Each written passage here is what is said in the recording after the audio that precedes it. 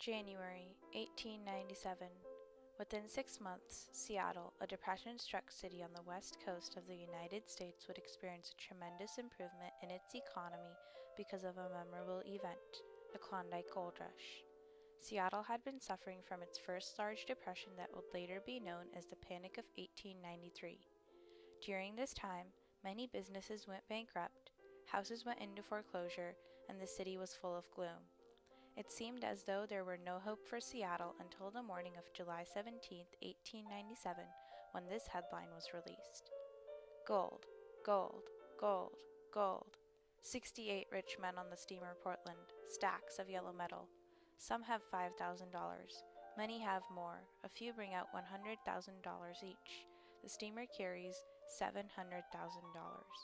This article, published by Seattle's Post-Intelligencer, described the return of the steamship Portland from the Klondike and the gold it carried to Seattle's docks. The steamship's arrival caused great excitement throughout the country. A malady known as gold fever would infect thousands of miners. These infected prospectors would migrate to the gold fields of the Klondike, but not before passing through Seattle to get outfitted. The Klondike Gold Rush was a turning point in history. It drastically altered the course of Seattle by improving its economy, dramatically changing its population, and increasing the entrepreneurship in the city. The gold rush provided Seattle something that wasn't easy for a city to obtain: a bright future filled with popularity and prosperity. August 30th, 1897. At 8 p.m., Seattle's Chamber of Commerce, a group of clever Seattle merchants and businessmen, assembled to discuss its approach to the gold rush. They perceived the gold discovery as an opportunity to promote Seattle as a Klondike outfitting spot. In 1897, Seattle was part of a hinterland. It received little business compared to larger and populated neighboring cities like Portland, Oregon, and Tacoma. Seattle's businessmen took advantage of the gold fever. They prepared Seattle as the outfitting spot for miners who wanted to avail the opportunity to the Klondike gold fields. The businessmen established a committee named the Bureau of Information, whose goal was to publicize Seattle during the gold rush. The man appointed to direct the Bureau was 42-year-old Erastus Brainerd, who was a Connecticut-born Harvard University graduate and worked for the Seattle Press. Brainerd's mission was to advertise Seattle as the only reasonable place to get outfitted for the Klondike. The Bureau of Information agreed that to promote Seattle, they would tax the city's merchants and purchase advertisement space in newspapers with the money.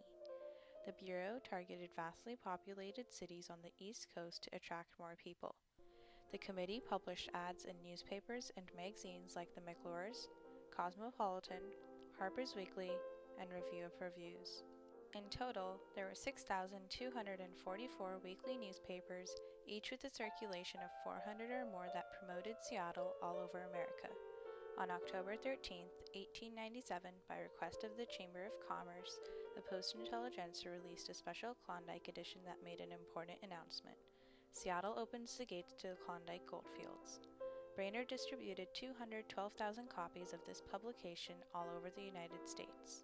The newspaper offered guidance to prospectors regarding outfitting items, travel routes, and experiences of past miners in the Klondike. Simultaneously, the newspaper publicized Seattle as the gateway to the Klondike and clearly established itself as its outfitting spot and port of departure. In April of 1898, Brainerd proposed the idea of opening an assay office in Seattle to Congress. This would allow miners returning from the Klondike to convert their gold into cash in Seattle.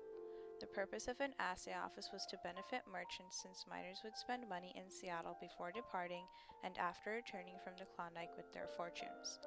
Brainerd's request was accepted. Congress passed a bill in June of 1898 and an assay office was established in Seattle. With this, Seattle reached a new milestone that further improved its economy. As the gold rush progressed, rival cities like Tacoma and Portland grew increasingly envious of Seattle. As the gateway to the Klondike, Seattle was gaining more attention and business from the country. The big rivalry, and even today, Tacoma and Seattle. Tacoma's down a little bit further in Puget Sound. Seattle's right up here near the mouth. And so ships are not going to take that extra time going down there, turning around, unloading, and coming out. So just because of the physical location, although Tacoma's a little upset, Seattle outcompeted. Seattle had an advantage over Portland. It had two major railroads leading into the city, the Great Northern and the Northern Pacific Railways. They extended west from St. Paul, Minnesota, and made transportation from the East Coast to Seattle more convenient. Envious, Portland, who had no railroads, propagated against Seattle in newspapers claiming it had unfair prices and dense population. The Bureau of Information counter-argued this by cautioning miners to ignore negative propagation about Seattle. Their strategy was successful. Seattle's economy improved during this period of prosperity more than any other Northwest city. By 1900, the population of the city had doubled from 42,837 to 80,671 residents, marking the beginning of the gold rush effect on Seattle. Years of prosperity still awaited the growing city. Seattle is an achievement, not a mere growth. Seattle is the result of patriotic, unselfish urban spirit which has been willing to sacrifice in order to gain a desired end, an upbuilding of a great city. The turning point in Seattle's career came in the summer of 1897 when Seattle transformed into a busy, prosperous port, motivated to outfit miners for the Klondike. The Pacific Monthly, 1905. In the years following the end of the gold rush, Seattle continued to develop. In 1905, Seattle built its first skyscraper. The 14-story tall building, named the Alaska Building, symbolized the significance of the gold rush in Seattle. In 1909, Seattle hosted its first World's Fair, the Alaska-Yukon Pacific Exposition in remembrance of the Klondike Gold Rush. It promoted Seattle throughout the nation, attracted millions of people from around the world, and earned $4 million. This publicity resulted in the settlement of more people and increased Seattle's population from 80,671 to 237,134 in less than 10 years. And then when the Klondike occurs, and there's this huge influx of people and supplies to the Klondike, Seattle really begins to promote itself in, and it's able to sort of achieve its own hinterland. And by 1910, it's bigger than Portland, and it's the most dominant city in Puget Sound. It's long surpassed Walla Walla, Portland. It's the biggest city in the Northwest. With the city's growth, Seattle's shipping connections vastly improved. Before the gold rush, Seattle sold its products outside the city by railroad but had no direct ties with other countries. In 1911, the Port of Seattle was established. It enabled the city to form worldwide connections and directly ship its manufactured goods and natural resources around the world. Authors David and Judith Claridge later wrote, "The Seattle Gold Rush of 1897-98 was more than just an interesting story. It was the major turning point in the city's history." The Klondike Gold Rush contributed to the expansion of existing businesses and gave rise to many new business ventures in Seattle that play a significant role in our current society. In 1901, John Nordstrom invested $13,000 of his Klondike gold earnings in a small downtown shoe store. His business expanded with the needs of Seattle's growing population. The Nordstrom brand remains popular today across America. George W. Bartell invested his Klondike money in a drugstore business in Seattle. Today, Bartell Drugs operates 53 stores in the Seattle-Puget Sound area. It is one of the oldest family-owned drugstore chains in the nation. In 1907, James E. Casey established the American Messenger Company in Seattle, which is known as UPS today. In 1916, William E. Boeing founded his Aerospace and Defense Corporation in Seattle.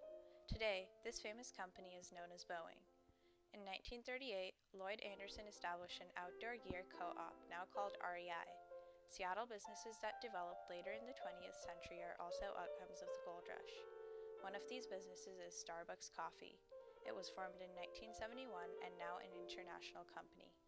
Microsoft and Amazon also started in Seattle in 1975 and 1995. They are leading corporations in technology today.